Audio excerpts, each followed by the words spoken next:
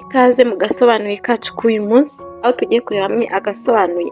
Dutangiranye n'umukobwa aje akuramo imyenda, umugabo ahita ahaguruka vuba vuba ati we Mariya uri mu biki ko urimo gukuramo imyenda? Ntabwo ubona yuko ari ku manywa ndi muri salo ndi gukora akazi? Umukobwa arangije arambwira ati sheri ndaje ndagushaka nyine ndagukeneye. Umugabo ati warasaze ambara imyenda vuba vuba ugende mu cyumba, sinakubwiye yuko nza kuza ku mugoroba tukavugana? Uyu munsi nza gukorera ahangaha mu rugo, ni kubera iki utumva? Wa mugore we. Umugore arangije arambwira ati koko sheri ibi nibyo utangiye kunkora tugishakana? Ese ntabwo ubona ko mba nkukeneye?